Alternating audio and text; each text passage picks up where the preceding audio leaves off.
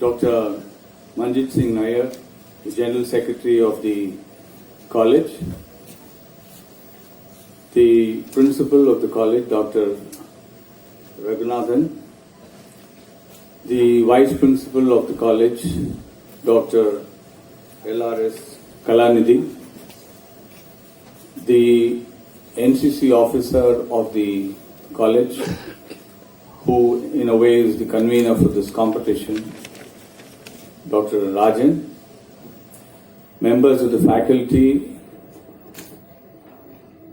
cadets from the National Cadet Corps, students of the college, parents, and other distinguished invitees.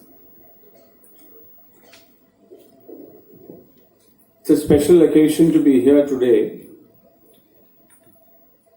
and the main reason I decided that I'll accept the invitation at short notice was that it's an opportunity for me to be able to speak to young minds. And the location is a place very close to my heart. I used to live about half a kilometer from here in the Raj Bhavan for almost 2 years, and I often met the correspondent at the Raj Bhavan when he used to meet the Honorable Governor. The name of the college is very inspiring. The location of the college was close to my heart. The occasion of the evening was something patriotic and inspiring again. This is not an ordinary day when NCC cadets from different colleges are meeting here on the occasion of a competition, the Cado Guru competition, which is being held year after year. I'm told the last year probably saw the first competition being held, and this year we are having the second competition. It's not so much the competition that's important, so much the fact that it's an occasion for you to celebrate. An occasion to celebrate what? That is the question. Most people think that the National Cadet Corps is just an ordinary force. You just enroll as a member because you happen to be a student in a college or in a school, and then it drops off from your memory after you leave college. I think it's time for us to rewind and understand and revitalize the importance of the NCC once again. You must be aware that it was started in the year 1948, and in the year 1963 it was made into a compulsory military service. In the year 1968, compulsory military service was discontinued. During my schooling and college days, being in the NCC was a kind of an honor, it was a badge of prestige. It meant that you're patriotic, it meant that you're disciplined, it meant that you are capable of accepting people from different parts of the country as your brothers and sisters. Today, it's being looked upon as a affiliating agency where you just spend some time and then attend some annual programs and leave it at that. And that's not the case.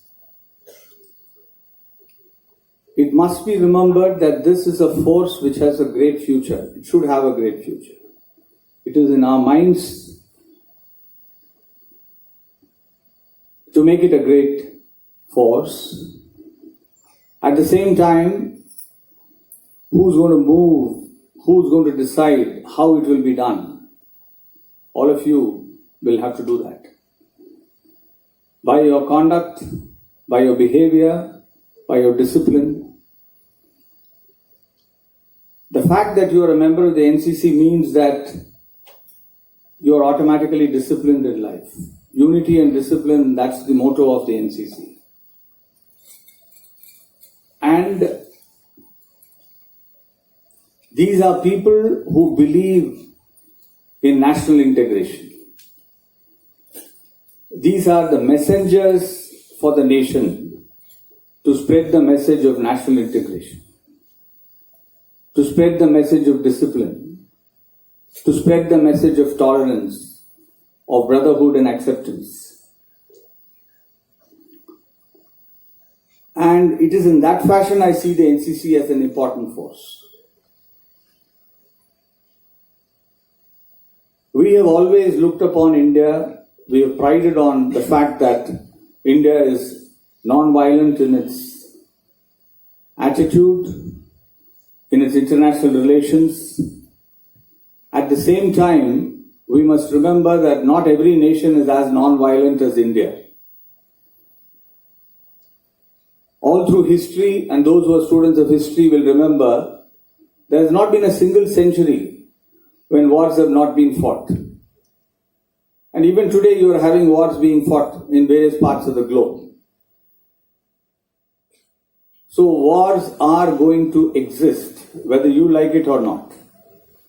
And as long as you have wars, you need to have an army, you need to have a navy, you need to have an air force to protect the borders, to protect your dignity, to protect yourself. I am sure that all of you know that even for India to gain independence, there was the need for a national army. An Indian National Army was created. It's a different matter that the Indian National Army did not get its due importance in our books of history. But it is certain to happen. It's only a matter of time before history will start recounting how the Indian National Army was responsible for India's independence. We all think that non-violence and satyagraha alone brought freedom. That's not the case. Sometime back, an interview by the British Prime Minister, Clement Attlee, was published in a book. The Prime Minister, who was instrumental in giving independence in 1947 to India, he mentions in the year 1956, much after independence, that India became independent not just because the nation was unified in its fight for freedom.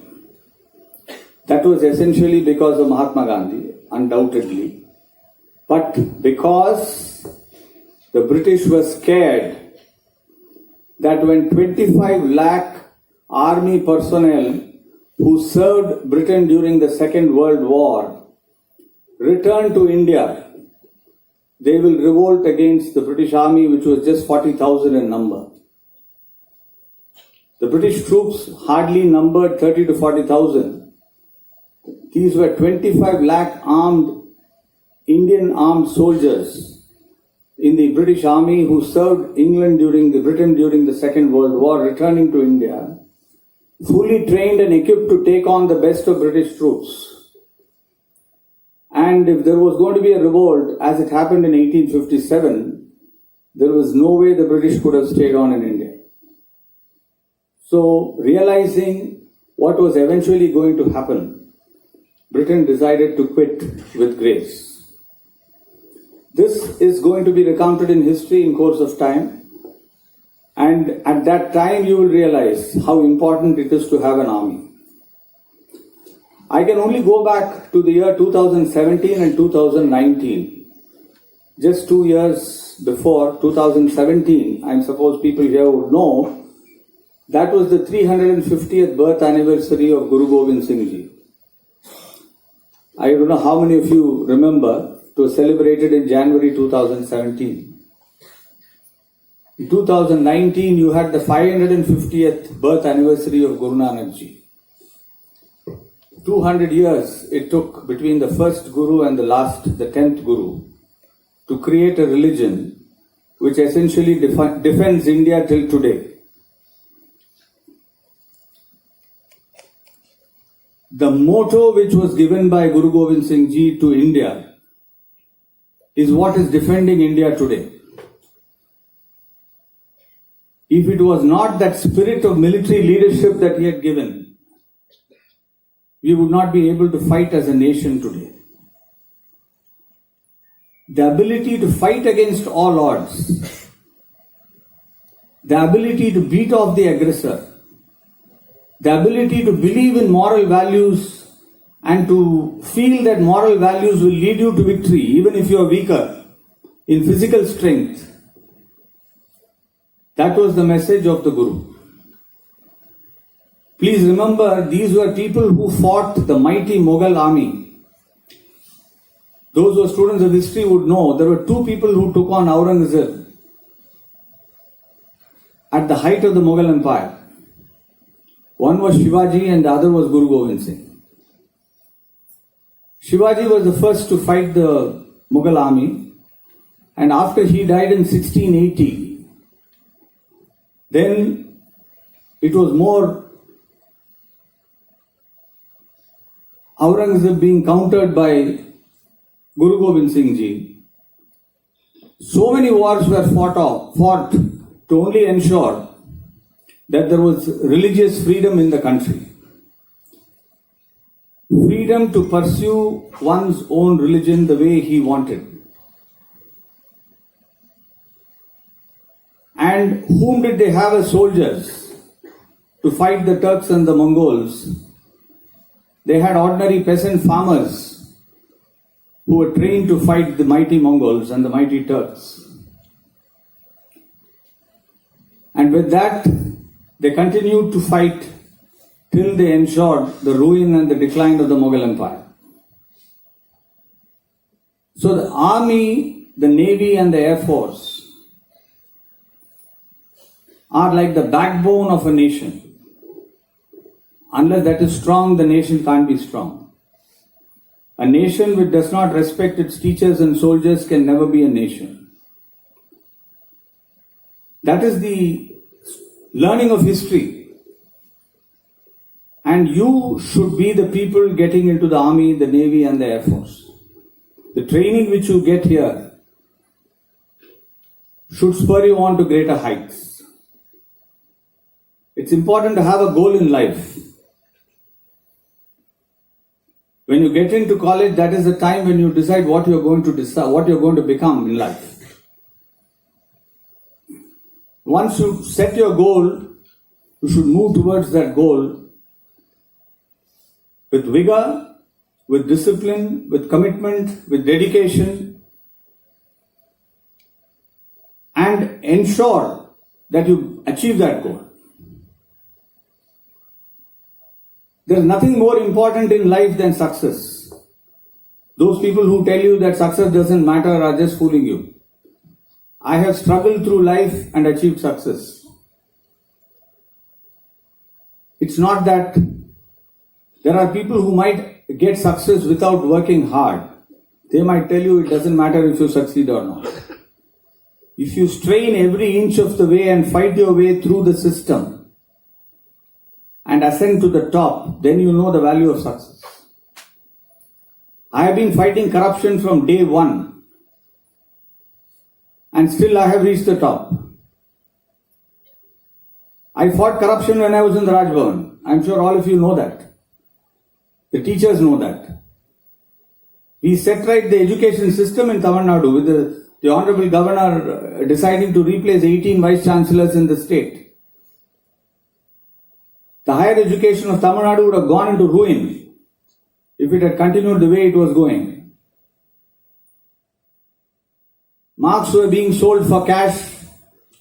There was a scandal in Madurai University which all of you are aware of, when an assistant professor was seducing girls into illicit relationships for the sake of marks.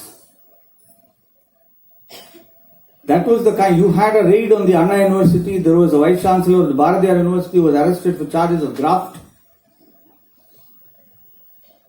You must have all been watching the papers. It was no easy task to get higher education out of that.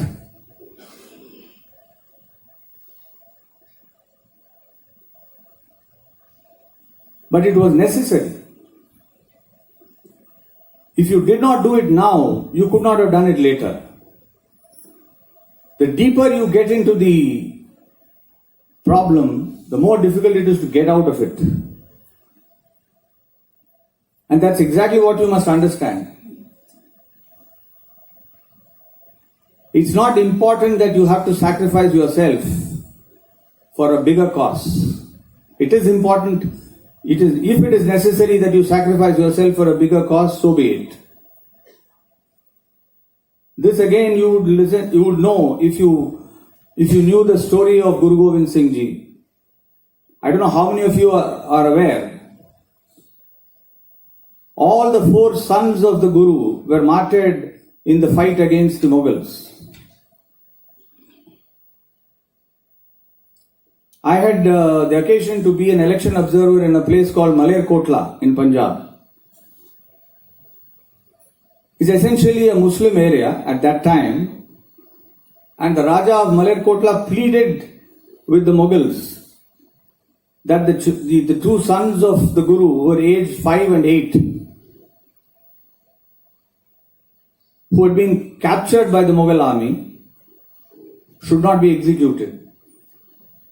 But they were not merely executed. They were made to stand, and bricks were placed on both sides, and they were cemented alive and suffocated to death.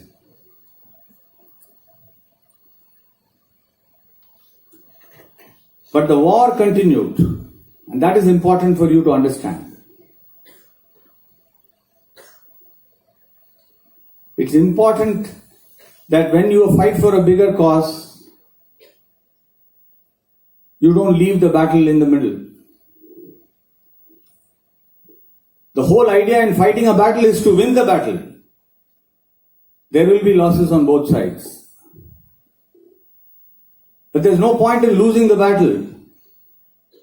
Life is also a battle. Your career is going to be a battle. Your future is going to be a battle. That's how the future is now developing. I've seen my 3 children coming up. Life was far more comfortable in our times. We finished our college, got into a job. We did our work fairly easily. But now every step along the way, people have to fight their way. It is becoming more and more competitive, more and more difficult. So you must be more determined. You must be able to fight it out. You must have the mental and the physical strength to be able to fight it out. And NCC gives you that strength. So don't think that being at the NCC is just another pastime. For some it may be a pastime, but for most people I suppose it will leave you with lessons that will benefit you for all times to come.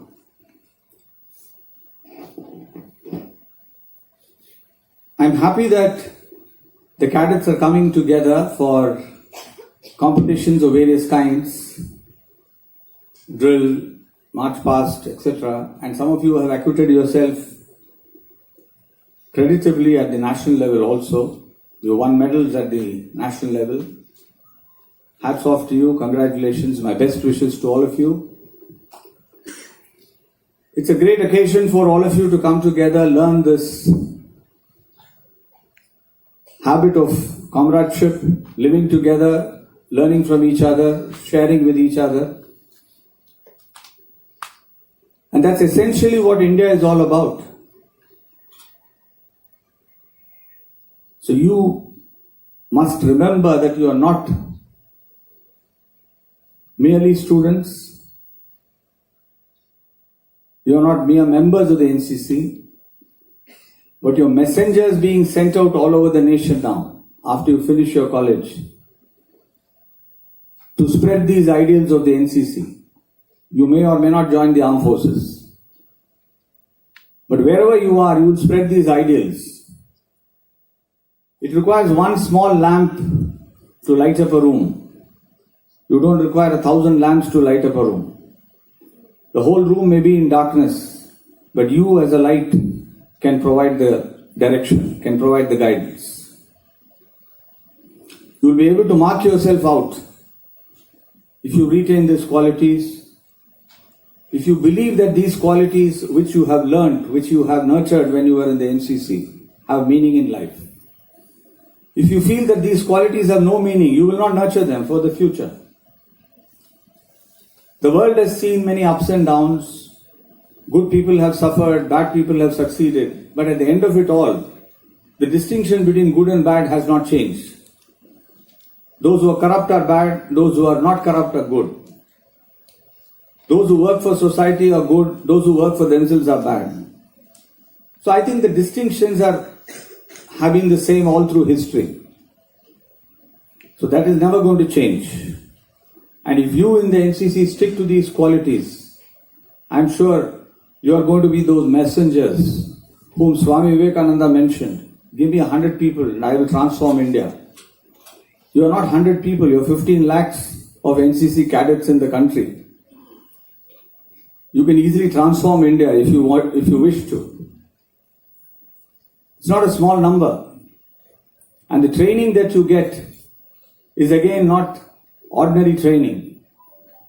I've seen so many people in my public service of 36 years. I've gone around the world. I've seen almost every country of the world. I've represented India in various international delegations. I worked at the district level, I worked at the state level, I worked at the national level, I worked at the in Municipal Corporation of Madras, worked in the local bodies, conducted several elections. But I have seen one thing, there are many people who are not disciplined in life. And if you are disciplined, that makes all the difference. Discipline is a very important quality which doesn't come easily. But many people don't think that discipline is important once they get into a job. If you're disciplined, if you're clear about the direction that you wish to take, and if you go hammering away at it, if you work towards it, you're certain to achieve success. May you all achieve success. Thank you.